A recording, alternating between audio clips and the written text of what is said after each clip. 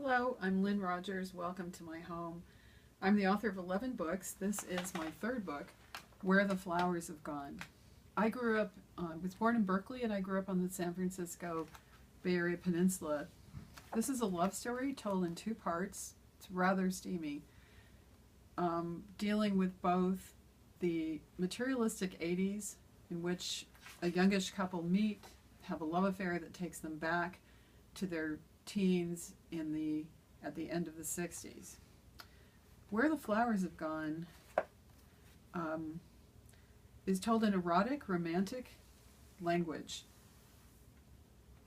Anne Murphy, the companion to Neil Cassidy, said it reaches back to a time after the black-clad Beats, just before the hippie Technicolor explosion. To read from the book, on Friday night in the upper room in downtown San Francisco, it was close and exciting. He'd never been in a building like this. The ceilings were high. Bare pipes were visible, and from outside, rain ran over the steamed industrial windows crisscrossed with metal bars. He felt claustrophobic, unusual for him. There was no way back through the sea of bodies. "There are more people in here than the fire laws allow," a woman murmured behind them. Aidan and Collie couldn't turn to see her. It was almost too crowded to move.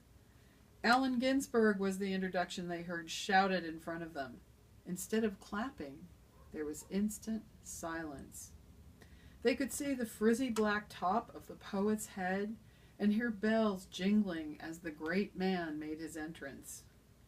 Ruthless, Collie pushed through the crowd, between themselves and Ginsberg, sweeping Aidan in her wake. Collie plopped down on the floor, cross-legged, and Aidan sat close behind her. At least that was one good thing. They had to touch now. They were almost in front, where everybody sat or crouched, like him, on the plank floor. Ginsberg in front of them sat lotus-style on the same blank, bare floor and began to read from his Kaddish for his mother.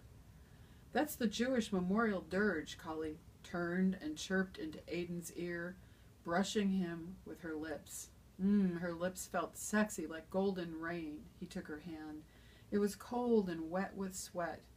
He remembered how Collie had seemed afraid when the older bohemian and weird-looking crowd had pushed behind them. This is a book that looks at the impact of a very important period in our history. And that was that turning point between the Beat generation and what Herb Caen coined as the hippies. The Beats were all about individual creativity, poetry, jazz. Jack Kerouac said that they were beat with war, tired of war. And he also linked the Beat movement to the Beatitudes, living simply. There's a spiritual theme, ironically, along with the sensuality in this book. The male character comes from a poor Italian-Irish Catholic family in East Palo Alto, which once, after the war, appeared to his father to be a wonderful rural pastoral place, but became a black ghetto because of some of the restrictions unfairly imposed on blacks in the community. Our heroine, Collie, came from a more affluent side of the freeway, Menlo Park, California. Her father, too, had a connection to the U.S. Geological Survey, as did mine, who managed the USGS for the western states.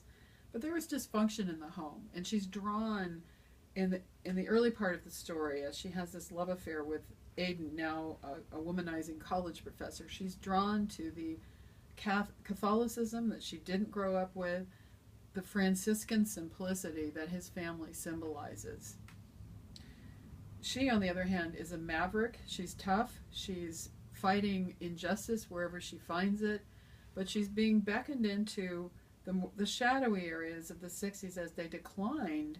The movements declined from that early peace-oriented idealism. One of the big symbols of that period was the peace symbol. And that's something that I have at different places in my house. The peace symbol, it was very significant to the 60s. And it symbolized a desire to move away from the legacy of war. We were a generation, it was very unique because our parents have been the greatest generation, and because they were the greatest generation, they came through the Depression in the United States. They fought valiantly against injustice in World War II, and after that, wars became less clearly justified. They gave our generation, especially in the Bay Area, the luxury to rebel, the luxury to think, to be independent, not to be stoic anymore. And so we owe to them the exploration of that period known as the 60s. Where the Flowers Have Gone answers the folk song, Where Have All the Flowers Have Gone? And it tells you where they've gone. We trace it through the lives, the maturing lives of two individuals who really lived it.